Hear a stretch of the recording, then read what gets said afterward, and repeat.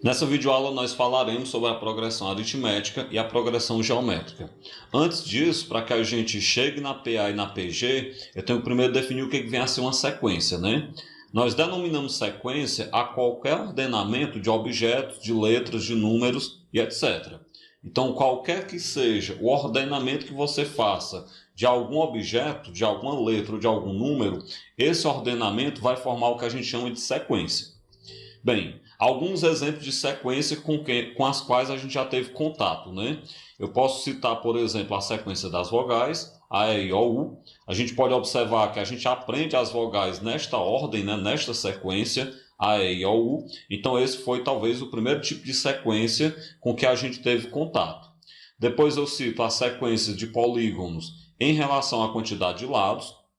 Você vai ter o que tem 3 lados é o triângulo, o que tem 4 lados é o quadrilátero, o que tem 5 lados é o pentágono, o de 6 lados é o hexágono e assim por diante. Posso citar ainda a sequência dos números naturais ímpares. Os números naturais ímpares formam a sequência 1, 3, 5, 7, 9 e assim por diante. Bem, em nosso estudo a gente vai focar nas sequências que abordam números, que envolvem números. Essas sequências que envolvem números a gente conhece como sequências numéricas. Então a gente vai trabalhar principalmente com as sequências numéricas. Bem, de uma forma geral, a gente pode classificar as sequências em finitas ou infinitas. O que é uma sequência finita? Uma sequência ela é dita finita quando ela tem começo e tem fim. Por exemplo, a sequência das vogais tem começo no A e tem fim no U. Então ela é uma sequência finita. Por outro lado, né, se uma sequência não tiver começo ou não tiver fim, ela vai ser uma sequência infinita. Vamos observar que a sequência, para ser infinita, ela pode não ter começo, ela pode não ter fim, como ela pode não ter começo e nem fim também. Em ambos os casos, ela será classificada como sequência infinita. Agora sim, vamos falar sobre a progressão aritmética, também conhecida como PA. A progressão aritmética nada mais é do que uma sequência onde o termo seguinte é obtido somando-se ao anterior um valor fixo. E esse valor fixo ele é chamado de razão da PA, representado pela letra R minúsculo. Então, toda sequência que eu obtenho somando ao termo anterior um valor constante, um valor fixo, né? Uma razão constante, essa sequência será uma PA. Bem, aí eu coloquei alguns exemplos de PA só para a gente se familiarizando. Você pega, por exemplo, a sequência 2, 6, 10 até o infinito. Essa sequência, o primeiro termo dela, que eu chamo de A1, é 2 e a razão dela é 4.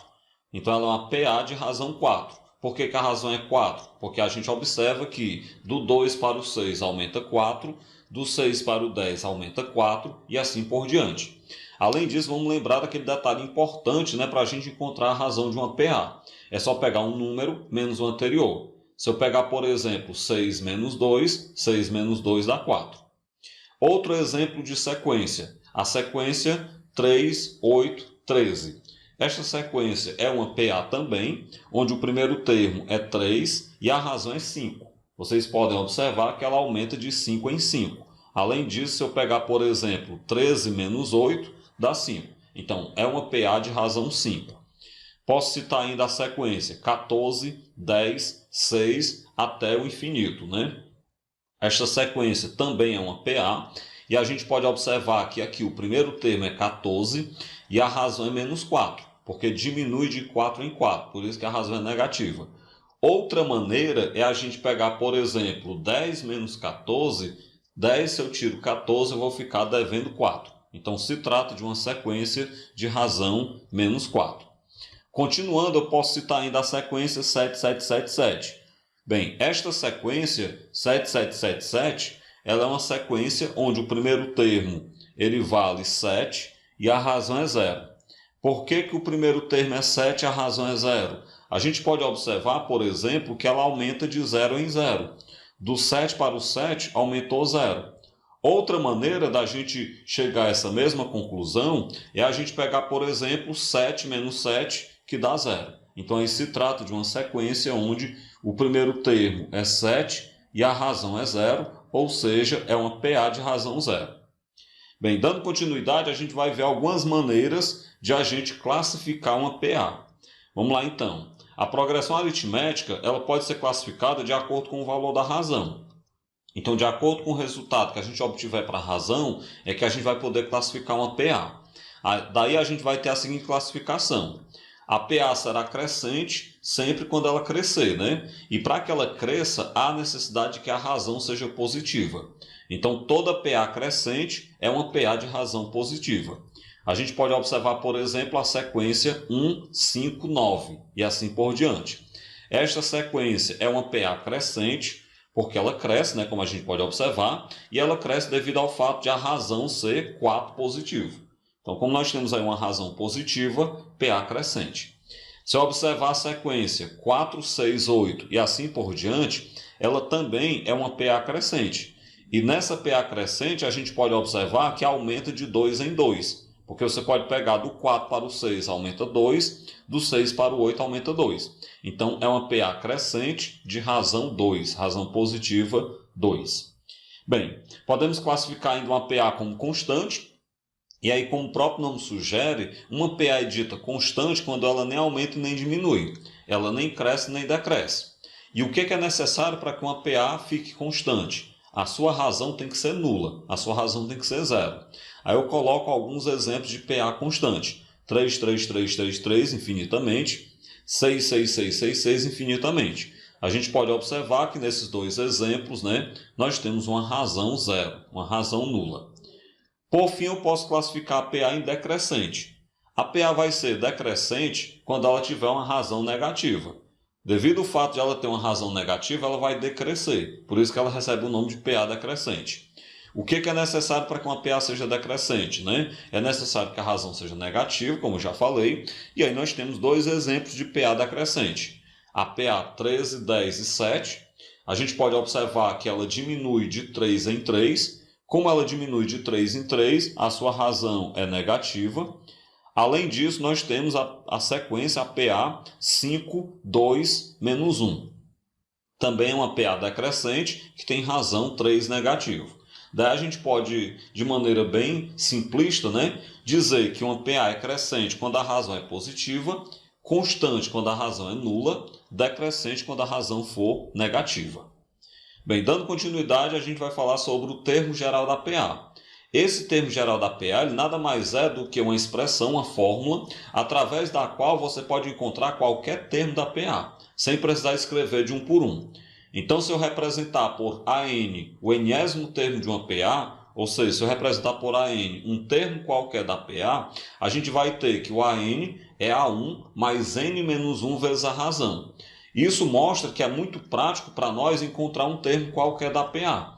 É só observar que esse termo qualquer, ele vai depender do A1, que é o primeiro termo, e vai depender da razão da PA. Então você pegaria o A1 e a razão, substitui na fórmula do termo geral e encontra o termo que você quiser, sem precisar escrever de um por um. Aí eu trouxe já um exemplo para a gente observar. Eu quero determinar o 21º termo da PA, cujo primeiro termo vale 3 e a razão vale 5. Bem simples para a gente fazer. Pelo enunciado, nós já sabemos que o primeiro termo, que é o A1, é 3, e sabemos que a razão é 5. Como a gente quer determinar o 21º termo, na verdade eu quero determinar o A21. Então eu vou pegar a fórmula do termo geral. Fórmula do termo geral para o A21 vai ficar A21 é igual ao A1 mais 20 vezes a razão. E aí nós vamos substituir. No lugar do A1 eu coloco 3, no lugar da razão eu coloco 5. Então o A21 vai ficar 3 mais 20 vezes 5. Primeiro eu faço o produto, 20 vezes 5 dá 100, então vai ficar 3 mais 100, que é 103. Ou seja, o 21º termo dessa PA vale 103. E aí a gente pode observar a grande utilidade da fórmula do termo geral. Porque a gente conseguiu descobrir o 21º termo sem precisar escrever de um por um até chegar nele. Um segundo exemplo que eu trago é uma questão da Universidade Federal do Acre. Diz que numa PA de razão 2, o A18 vale 30. E aí eu quero saber o termo A9. Ou seja, nós temos que o 18º termo é 30 e eu quero saber quem é o 9º termo dessa PA. Pessoal, como a gente falou agora há pouco, para que a gente encontre um determinado termo da PA, eu preciso da razão e do primeiro termo. nós não temos o primeiro termo, nós temos a razão, que é 2, e nós temos o 18º termo, que é 30. Então, a primeira coisa que eu tenho que fazer é descobrir o valor do primeiro termo. Como a gente tem o 18º termo, eu pego a fórmula do termo geral aplicada para o 18º termo. O A18 é A1 mais 17 vezes a razão, e aí nós vamos substituir. No lugar do A18, coloque 30, é igual a A1 mais 17 vezes a razão, que é 2. 17 vezes 2, 34. A gente vai pegar e inverter a igualdade, então vai ficar A1 mais 34 é igual a 30. Pega o 34, joga para o outro lado subtraindo, então o A1 será 30 menos 34. Se eu tenho 30 e tiro 34, eu vou ficar devendo menos 4. Então o A1, que é o primeiro termo, vale menos 4. Bem, se o A1 vale menos 4, então agora a gente pode finalmente descobrir o A9. Pela fórmula do termo geral, o A9 é A1 mais 8 vezes a razão. Então vamos substituir. No lugar do A1 eu coloco menos 4, mais 8 vezes no lugar da razão eu coloco 2. Bem, primeiro o produto, 8 vezes 2, 16. Então vai ficar menos 4 mais 16, menos 4 mais 16, ou 16 menos 4 vale 12. Então A9 vale 12. O que é que eu tenho a partir disso? Nós temos que o nono termo dessa PA vale 12, e com isso a resposta correta é o item E. Dando continuidade, a gente fala agora sobre a soma dos termos de uma PA. Nós sabemos que é possível a gente somar todos os termos de uma PA. Para isso eu vou considerar o primeiro termo como sendo A1, o último termo vou chamar de AN, ou Nésimo termo, a quantidade de termos eu chamo de N, e além disso a gente vai pegar e essa soma dos N termos, eu vou chamar de SN. Com isso nós temos uma fórmula que me dá essa soma. A fórmula é o seguinte: a soma dos N primeiros termos de uma PA é A1 mais AN vezes N sobre 2. O que é que isso quer dizer? Para você somar todos os termos de uma PA, você vai pegar o primeiro mais o último, multiplicar pela quantidade e dividir por 2. Sempre nessa estratégia. Isso quer dizer que para você calcular a soma dos termos de uma PA, tem que ter o primeiro termo, tem que ter o último termo a ser somado e tem que ter a quantidade de termos que eu vou somar. Aí eu trago um exemplo, como exemplo, uma questão do Enem, da segunda aplicação do Enem 2010. A questão fala que o trabalho em empresas de festas exige dos profissionais conhecimentos de diferentes áreas. Na semana passada, todos os funcionários de uma dessas empresas estavam envolvidos na tarefa de determinar a quantidade de estrelas que seriam utilizadas na confecção de um painel de Natal. Um dos funcionários apresentou um esboço das primeiras 5 linhas do painel, que terá no total 150 linhas. Então a gente vê que na primeira linha tem uma estrela, na segunda linha 2 estrelas, na terceira linha 3 estrelas e assim por diante, até a 150ª linha. Diante disso, a questão pergunta: após avaliar o esboço, cada um dos funcionários esboçou sua resposta. O funcionário 1, ele disse que serão necessárias aproximadamente 200 estrelas. O funcionário 2 diz que serão necessárias aproximadamente 6.000 estrelas. Para o funcionário 3, a quantidade necessária seriam 12.000 estrelas. Para o funcionário 4, a necessidade seria de 22.500 estrelas. E, finalmente, para o funcionário 5, para ele seriam necessárias 22.800 estrelas. Desse modo, a questão me pergunta qual funcionário apresentou um resultado mais próximo da quantidade de estrelas necessárias. Bem, a quantidade de estrelas necessárias é o total de estrelas, Então a gente vai ter que descobrir qual o total de estrelas. Para a gente saber o total de estrelas, observando que ela forma uma PA 1, 2, 3 e assim por diante, inicialmente eu vou descobrir a quantidade de estrelas na última linha. Lembrando que a última linha é a linha 150. Pela fórmula do termo geral, a 150 é igual a 1 mais 149 vezes a razão. No lugar do A1 eu coloco 1, porque eu tenho uma estrela na primeira linha. No lugar da razão também coloco 1, porque aumenta de 1 em 1. Então vai ficar a 150 é igual a 1, que é 1, mais 149 vezes a razão, que é 1. 149 vezes 1 dá 149, mais 1 dá 150. Então, na última linha serão necessárias 150 estrelas. Agora, a gente vai pegar a fórmula da soma para encontrar o total de estrelas. Eu pego, então, que a soma é A1 mais AN vezes N sobre 2. O A1 é a quantidade de estrelas na primeira linha, que é uma estrela, mais o AN, que é a quantidade de estrelas na última linha, que é 150, vezes a quantidade de linhas, que é 150, tudo isso sobre 2. Eu posso pegar, por exemplo, entre parênteses, 1 mais 150 dá 151, vezes 150 dividido para 2 dá 75. Quando eu pegar 151 vezes 75, vai dar 11.325 estrelas. Bem, se eu necessito de 11.325 estrelas, a gente observa que esse valor está muito próximo de 12.000 estrelas. Com isso, a gente tem, que o funcionário 3 foi o que chegou mais próximo da quantidade. Então, a resposta correta seria o item C. Bem, agora nós falaremos sobre a progressão geométrica, também conhecida como PG. O que a gente chama de progressão geométrica nada mais é do que uma sequência cujo termo seguinte é obtido multiplicando-se ao termo anterior um valor fixo chamado razão, e essa razão representada pela letra Q. Aí a gente pode observar o seguinte: para você obter uma PG, você vai pegar o termo anterior e multiplicar pelo valor fixo que é a razão. Sempre que eu fizer esse produto do termo anterior pela razão, eu vou encontrar o termo seguinte e aí a gente vai estar montando a nossa PG. Coloquei alguns exemplos de PG, por exemplo, 2, 6, 18. Isso é uma PG onde o primeiro termo é 1 e a razão é 3. Por que a razão é 3, Porque eu pego 2 vezes 3 para chegar no 6. Depois eu pego 6 vezes 3 para chegar no 18. E assim por diante. E aí vem aquela dica de ouro, Toda vez que eu quiser encontrar a razão de uma PG, eu posso pegar um número dividido pelo anterior. Se eu pegar, por exemplo, 6 dividido para o 2, eu encontro 3. Ou eu poderia, por exemplo, pegar o 18 dividido para o 6, que eu encontraria o 3 do mesmo jeito. Outro exemplo de PG, menos 12, menos 6, menos 3. E assim por diante. Nesta PG, o primeiro termo vale menos 12 e a razão sobre 2. E aí uma das maneiras que eu posso observar que a razão sobre 2 é a gente perceber que se eu pegar, por exemplo, menos 6 dividido para menos 12, vai dar exatamente 1 sobre 2. Outra forma é a gente observar que o menos 6 é a metade do menos 12 e o menos 3 é a metade do menos 6. Então, por isso que a gente tem uma razão sobre 2, como a gente pode observar. Coloquei outro exemplo, 90, 30, 10 e assim por diante.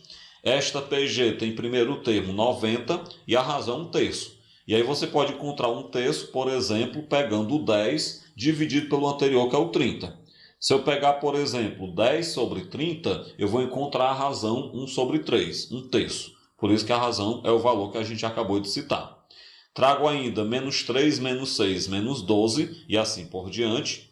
Esta PG ela tem primeiro termo menos 3 e ela tem razão 2. Porque se eu pegar, por exemplo, menos 6 dividido para o anterior, que é menos 3, você vai encontrar como razão 2 positivo. Posso ainda citar 1, menos 2, 4 e assim por diante. É uma PG onde o primeiro termo é 1 e a gente pode observar que a razão é menos 2. Você pode encontrar esse menos 2 pegando, por exemplo, menos 2 dividido para 1. Ou então você pode pegar 4 dividido para menos 2. Qualquer uma das duas formas você vai encontrar essa mesma razão para essa PG. Bem, trago ainda como exemplo 777 assim infinitamente. Este exemplo, 777, eu já havia citado como exemplo de uma PA constante. E aqui eu trago ele como exemplo de uma PG, porque toda PA constante é também uma PG, viu? O que a gente tem aqui? Nessa sequência, o primeiro termo é 7, e se eu interpretá-lo como sendo uma PG, a razão é 1. Porque se eu pegar, por exemplo, 7 dividido para 7, um número dividido pelo anterior, eu vou encontrar 1. Bem, definido o que é uma PG, agora a gente vai ver como é que eu posso classificar uma PG. A classificação de uma progressão geométrica, ela acontece dependendo do valor do seu primeiro termo, em alguns casos, e também dependendo do valor da razão. Então a gente vai ver aqui como é que eu posso classificar uma PG. A primeira maneira de classificação é você classificar uma PG como crescente. E óbvio, que uma PG é crescente quando ela cresce. Claro, isso aqui é bem óbvio para a gente. Mas o nosso interesse é a gente discutir quando é que uma PG é crescente. O que é necessário para que uma PG seja crescente. E aí nós vamos ver que nós temos 2 casos a considerar. Sempre que eu tiver o primeiro termo maior do que 0 e a razão maior do que 1, a PG será crescente. é um dos casos que eu posso considerar, mas não o único, né? A gente pode ter também o primeiro termo menor do que zero e a razão entre 0 e 1. Então, o que a gente pode dizer? Existem duas situações onde a PG é crescente. O primeiro termo pode ser positivo e a razão maior do que 1, ela vai ser crescente, ou o primeiro termo pode ser negativo e a razão entre 0 e 1. Nesse caso também ela será crescente. Coloquei dois exemplos de PG crescente. O primeiro seria 1, 4, 16 e assim por diante. Esse aqui se enquadra no primeiro caso. O primeiro termo é positivo e a razão é maior do que 1. E o outro exemplo que eu coloquei, menos 4, menos 2, menos 1, também é uma PG crescente e se enquadra no segundo caso. Nós temos aí que o primeiro termo ele é negativo e a razão está entre 0 e 1. Afinal, a razão dessa PG seria 1 sobre 2, né? Entre 0 e 1 está localizada essa razão. Bem, posso também classificar a PG como sendo decrescente, e claro que a PG decrescente é aquela que decresce. E ela vai decrescer quando eu tiver um desses dois casos, que nada mais são do que o simétrico do caso da PG crescente. Eu posso ter uma PG decrescente quando a razão for negativa, na verdade falei errado, quando o primeiro termo for negativo e a razão maior do que 1, ou eu posso ter uma PG decrescente quando o primeiro termo for positivo e a razão entre 0 e 1. Então vamos lá, os dois casos, eu posso ter o primeiro termo menor do que 0 e a razão maior do que 1, nesse caso a PG é decrescente, e ela também será decrescente quando o primeiro termo for maior do que 0 e a razão estiver entre 0 e 1. Coloquei dois exemplos de PGs decrescentes. O primeiro, menos 1, menos 5, menos 25 e assim por diante, ele vai se enquadrar no primeiro caso, onde nós temos o primeiro termo negativo, ou seja, o primeiro termo menor do que 0, e a razão, que nesse caso aí é 5, é maior do que 1. O segundo caso, o segundo exemplo que eu coloquei, seria 40, 20 e 10. É uma PG decrescente e se enquadra na segunda definição. O primeiro termo é maior do que 0, já que 40 é maior do que 0, e a razão está entre 0 e 1, porque a razão seria 1 sobre 2. Dando continuidade na classificação, também posso classificar uma PG como constante. E claro que aquela PG constante é aquela que nem aumenta e nem diminui. E para que ela fique constante, a única coisa que é necessário é que a razão seja igual a 1. Então, toda PG constante ela vai ter razão igual a 1. Coloquei como exemplo de PG constante 3, 3, 3, 3, 3. A gente pode observar que ela tem razão igual a 1. E além disso, né, coloquei 6, 6, 6, 6, 6, que também é uma PG de razão 1. Então, toda PG de razão 1 é uma PG de razão, é uma PG, na verdade, classificada como constante. Bem, posso ainda classificar uma PG como sendo alternante ou oscilante. Tanto faz, né? O que é uma PG alternante ou oscilante? É toda PG que tem a razão menor do que 0. Ou seja, toda PG que tem razão negativa, ela vai ser classificada como alternante ou oscilante. Por que essa classificação? Porque ela vai ficar alternando entre valores negativos e positivos. E aí eu coloquei como exemplos, né? A PG 3 menos 3, 3 menos 3. Vamos observar que ela está oscilando entre valores positivos e negativos. Nós temos aí que a razão dela é menos 1, por isso que ela é oscilante, né? Alternada ou oscilante. Posso citar ainda 5 menos 10, 20 menos 40. Ela também fica alternando entre valores negativos e positivos. E aí você pode observar que a sua razão é menos 2. Então, toda PG de razão negativa, ela vai ser uma PG oscilante, também conhecida como PG alternante. Bem, em resumo, a gente vai ter uma PG crescente em dois casos, quando o primeiro termo for positivo e a razão maior do que 1, ou quando o primeiro termo for negativo e a razão entre 0 e 1. Teremos uma PG decrescente também em dois casos, quando o primeiro termo for negativo e a razão maior do que 1, ou quando o primeiro termo for positivo e a razão entre 0 e 1. A PG constante, ela é bem básica, é aquela que a razão seja igual a 1, e a PG oscilante ou alternante é aquela que a razão seja negativa. E aí tem um detalhe importante que a gente deve observar nesse momento, né? Não existe PG com razão zero. A razão de uma PG, ou ela é negativa, ou ela está entre 0 e 1, ou ela é 1, ou ela é maior do que 1. Não existe PG de razão zero. Bem, dando continuidade, agora a gente fala sobre o termo geral da PG. O que eu denomino de termo geral da PG é o que eu chamo de termo qualquer da PG. É o AN, né, como a gente cita. Existe uma fórmula também para a gente calcular o termo geral da PG, para que não haja necessidade de você escrever de um por um. Essa fórmula, para você encontrar o termo geral da PG, ela me diz que a n é igual a A1 vezes a razão elevada a n menos 1. Então, através dela, você encontra qualquer termo que você queira de uma PG sem precisar estar escrevendo um a um.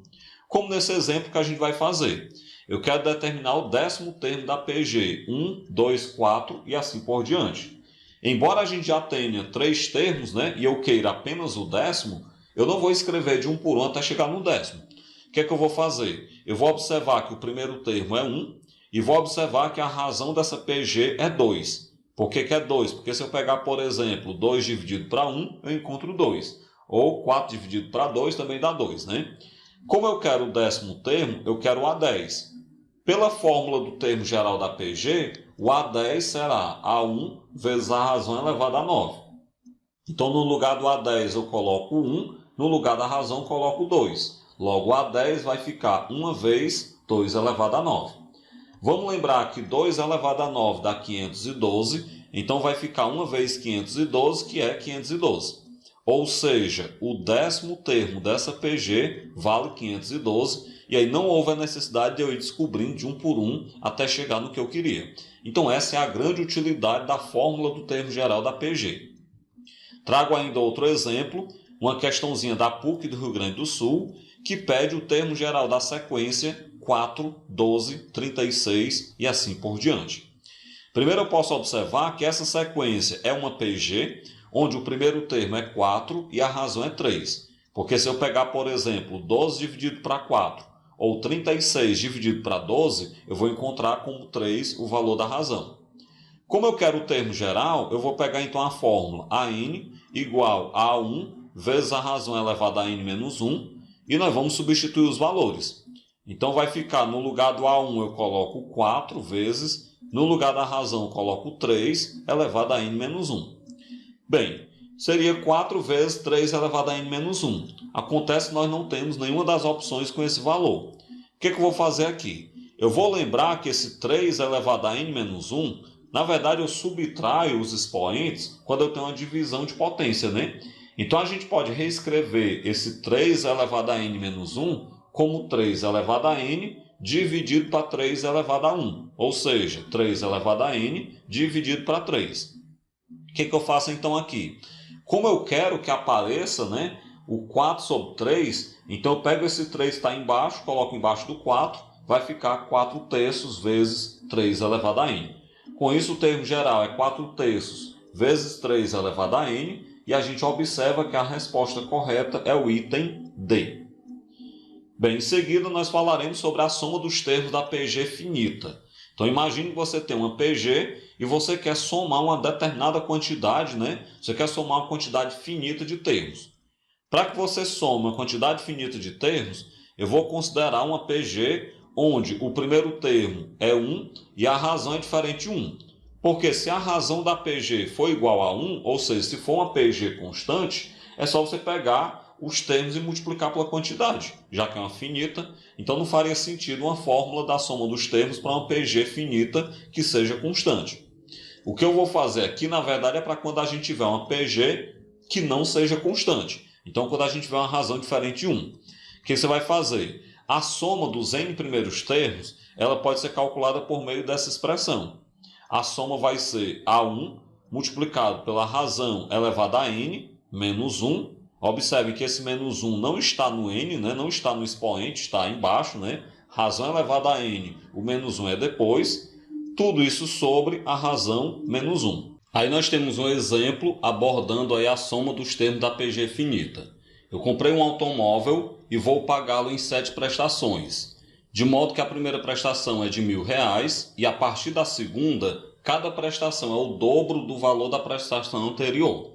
Então o que acontece? Se a primeira prestação foi de R$1.000, a segunda prestação vai ser de R$2.000, que é o dobro.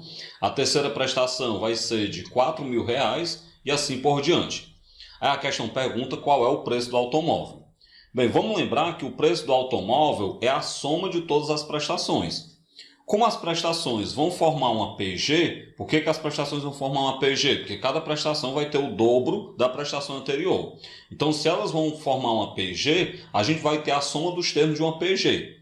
Como as prestações acabam na sétima prestação, ela vai ter um fim na sétima prestação. Então, se trata da soma dos termos de uma PG finita.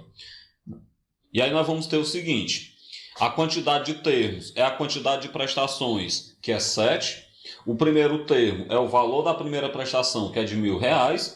E a razão é 2, porque cada prestação é o dobro da anterior. Então nós vamos pegar a fórmula da soma dos termos da PG finita, substitui o primeiro termo por 1.000, substitui a razão por 2, então vai ficar a soma é 1.000 vezes 2 elevado a 7, já que o n é 7, menos 1, sobre 2 menos 1. Bora então resolver. Eu vou pegar 2 elevado a 7, dá 128, então vai ficar 1.000, que multiplica entre parênteses 128 menos 1, tudo isso sobre 2 menos 1, que dá 1. Bem, o passo seguinte é a gente pegar e resolver o 128 menos 1 que está entre parênteses, dá 127. Além disso, eu não preciso colocar 1 embaixo da fração. Então vai ficar 1.000 vezes 127, que vai dar então 127.000. Isso quer dizer então que o valor total, né, desse automóvel é R$127.000. Um outro exemplo, ainda falando da soma dos termos de uma PG finita, é um exemplo, né, uma questão da Universidade Federal de Roraima. Ela me diz que em uma experiência de laboratório, um frasco recebe no primeiro dia do mês 3 gotas de um determinado líquido. No segundo dia recebe 9 gotas. No terceiro dia recebe 27 e assim por diante. Aí a questão pede, o total de gotas que esse frasco recebeu em 5 dias foi quanto? Bem, vamos lembrar que todo o total é soma. Então, na verdade, eu quero a soma das gotas que esse frasco recebeu ao longo de 5 dias. O que a gente tem, né? Como no primeiro dia ele recebeu um total de 3 gotas, o primeiro termo dessa PG é 3.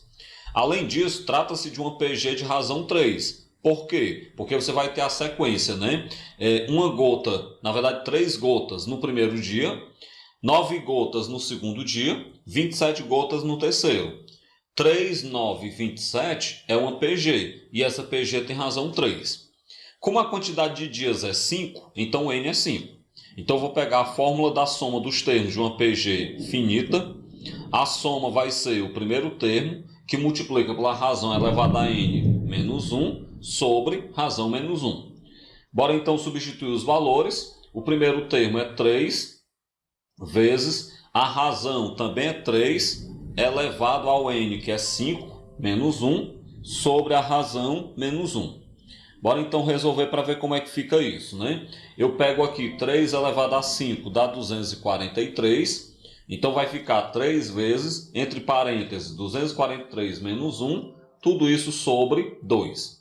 Como 243 menos 1 dá 242, então seria 3 vezes 242, tudo isso sobre 2. Bem, ao fazer isso, eu vou pegar 242 dividido para 2, dá 121, e aí ficaria 3 vezes 121, que dá 363. Portanto, então, o total de gotas que esse frasco recebeu é 363, de maneira que a resposta correta é o item E. Agora a gente vai falar da soma dos termos da PG infinita. Para isso, vamos considerar uma PG em que a sua razão esteja entre menos 1 e 1. Ou seja, vamos considerar uma PG cuja razão é tal que menos 1 é menor do que o valor da razão, que é menor do que 1. E claro, essa razão não pode ser zero, não pode ser nula. Essa PG ela é chamada de PG convergente. Toda PG que tem razão entre menos 1 e 1, diferente de zero, né, óbvio a razão, é uma PG convergente. Porque, à medida que os seus valores, né, a quantidade de valores tendem ao infinito, a gente vai perceber que essa PG se aproxima de um determinado resultado. Ela se aproxima de um determinado número. Por isso, a gente diz que ela converge para aquele número. Daí, então, o nome de PG convergente. Bem, como esta PG converge para um determinado valor, há a possibilidade da gente calcular todos os seus infinitos termos. E essa possibilidade de calcular os seus infinitos termos é o que eu chamo de soma dos termos da PG infinita. Essa soma, que eu vou chamar de SN, ela pode ser calculada através dessa fórmula bem básica que nós temos aí na tela. A soma dos infinitos termos de uma PG, eu pego A1 sobre 1 menos a razão. Ou seja, a soma dos termos da PG infinita, ela depende apenas do primeiro termo e da razão, onde a soma é o primeiro termo dividido por 1 menos a razão.